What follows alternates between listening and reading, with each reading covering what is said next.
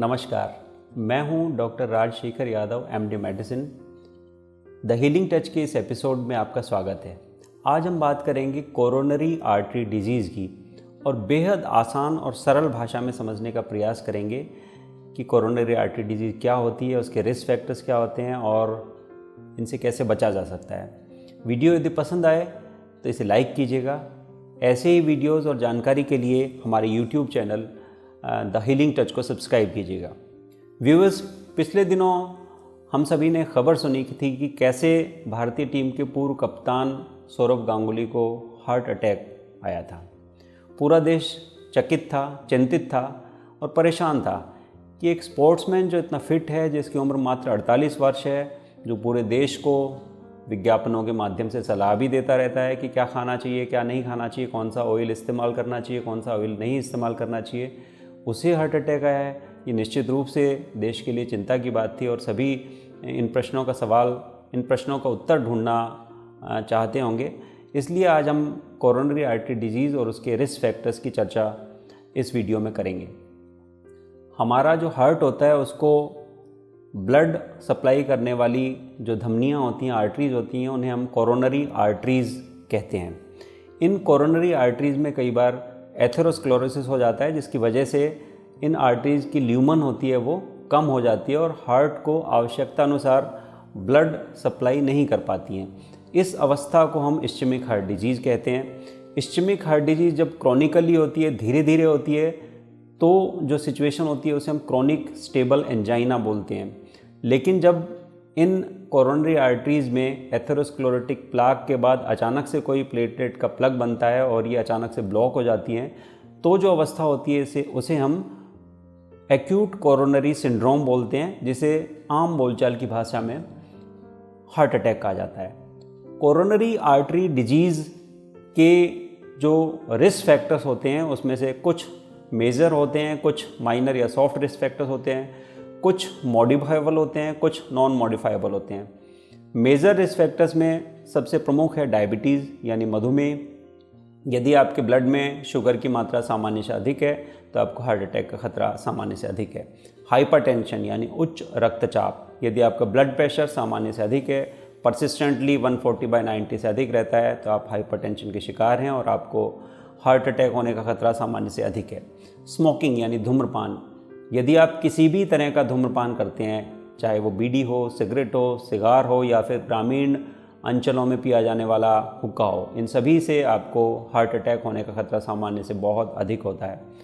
चौथा major risk factor है डिसलाइपिडीमिया, यानी आपके रक्त में लिपिड्स की जो मात्रा है उसका अनियमित हो जाना। कोलेस्ट्रॉल को हम यदि आम बोलचाल की भाषा में समझाएं तो एक अच्छा कोलेस्ट्रॉल होता है, गुड कोलेस्ट्रॉल यानी HDL, उसकी मात्रा यदि सामान्य से कम है तो आपके लिए अच्छी बात नहीं है। एक बैड कोलेस्ट्रॉल होता है LDL, यदि उसकी मात्रा सामान्य से अधिक है तो अगेन ये आपके लिए अच्छी बात नहीं है। इन 4 मेजर रिस्क फैक्टर्स के अतिरिक्त कुछ सॉफ्ट रिस्क फैक्टर्स होते हैं।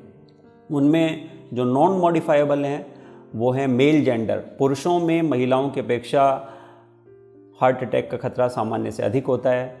रेस, कुछ रेसेस ऐसी होती हैं जैसे अफ्रीकन अमेरिकन, उनमें हार्ट अटैक का खतरा अन्य रेसेस की अपेक्षा अधिक होता है। एज एक बहुत बड़ा नॉन मॉडिफाइबल रिस्क फैक्टर है। जैसे जैसे आपकी उम्र बढ़ती जाती है वैसे वैसे आपको हार्ट अटैक का खतरा बढ़ता जाता है। History of pre mature coronary artery disease in first degree relative, ये एक जेनेटिक फैक्टर है, अगेन एक नॉन मॉडिफाइबल फैक्टर होता है। यदि आपके किसी फर्स्ट डिग्री रिलेटिव में 45 वर्ष की कम आयु पुरुषों में और महिलाओं में 55 वर्ष से कम उम्र पर हार्ट अटैक हुआ है तो आपको भी हार्ट अटैक होने की संभावना सामान्य से अधिक है।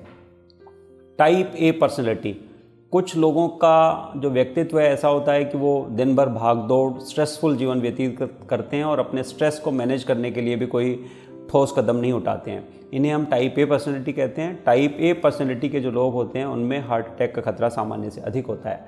ओबेसिटी यानी मोटापा, ओबेस जो लोग होते हैं उनमें हार्ट अटैक का खतरा सामान्य से अधिक होता है। जैसे जैसे पूरे विश्व में ओबेसिटी की प्रेवलेंस बढ़ती जा रही है वैसे वैसे डायबिटीज़ और हृदय रोगी यानी हार्ट अटैक के जो पेशेंट्स हैं उनकी जो प्रिवलेंस है वो बढ़ती जा रही है।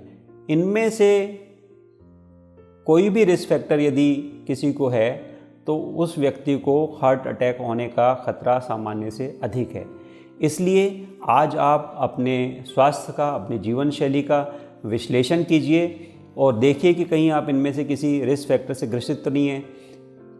यदि सारी सावधानियों के बावजूद आपको हार्ट अटैक हो जाता है तो भी आपको घबराने की, हताश होने की, निराश होने की, परेशान होने की बिल्कुल भी ज़रूरत नहीं है, क्योंकि मेडिकल साइंस आज इतनी तरक्की कर चुका है कि यदि समय रहते आप अस्पताल पहुंच जाते हैं हार्ट अटैक के बाद, तो भी आपके हार्ट को ज़्यादा नुकसान नहीं होने दिया जाएगा, क्योंकि आजकल दवाएं आती हैं, प्राइमरी एंजियोप्लास्टी होती है जिसके माध्यम से ब्लॉक कोरोनरी आर्टरीज़ को तुरंत खोला जा सकता है और हार्ट को परमानेंट डैमेज से बचाया जा सकता है। ये जो सारे रिस्क फैक्टर्स थे, पर्टिकुलरली हम मॉडिफाइबल रिस्क फैक्टर्स की बात करें तो उन्हें करेक्ट करने के लिए हमें अपने खान पान, जीवन शैली में परिवर्तन करने चाहिए। यदि आप ओबेस हैं तो आपको वेट लॉस के लिए संपूर्ण प्रयास करने चाहिए। अपना वज़न 5 से 7% अपनी हाइट के हिसाब से कम करना चाहिए। खान पान में आपको कार्बोहाइड्रेट की मात्रा कम रखनी चाहिए, वसा की मात्रा यानी फैट फ्री डाइट लेनी चाहिए। यदि आप स्मोकिंग करते हैं तो स्मोकिंग आज से, अभी से बिल्कुल बंद कर देनी चाहिए। अल्कोहल की मात्रा को आपको कम करना चाहिए, moderate, mild to moderate consumption आप कर सकते हैं। टाइप ए पर्सनैलिटी के जो लोग होते हैं उन्हें अपनी स्ट्रेस को मैनेज करने के लिए कुछ ना कुछ अवश्य करना चाहिए, और स्ट्रेस मैनेज करने का सबसे सुंदर और सटीक तरीका है किसी हॉबी को नर्चर करना। ऐसा देखा गया है कि जिन लोगों को कोई हॉबी होती है जैसे सिंगिंग, रीडिंग, राइटिंग, ट्रैवलिंग, तो ये लोग अपने जीवन में ज़्यादा खुश रहते हैं, अपने स्ट्रेस को अच्छे तरीके से मैनेज कर पाते हैं और इन्हें हार्ट अटैक का खतरा अन्य व्यक्तियों की अपेक्षा कम होता है। अमेरिका में रह रहे भारतीय मूल के डॉक्टर विशाल पांडे, जो पेशे से नियोनेटोलॉजिस्ट हैं, उनकी हॉबी है बांसुरी बजाना। डॉक्टर विशाल कहते हैं कि जब वे बांसुरी बजा रहे होते हैं तो उन्हें एक अलग, अद्भुत, अलौकिक आनंद की अनुभूति होती है, और बांसुरी बजाते वक्त वो अपने दिन भर का जो स्ट्रेस है, भाग दौड़ है, उसको भूल जाते हैं और ये उनके लिए एक स्ट्रेस बस्टर का काम करता है।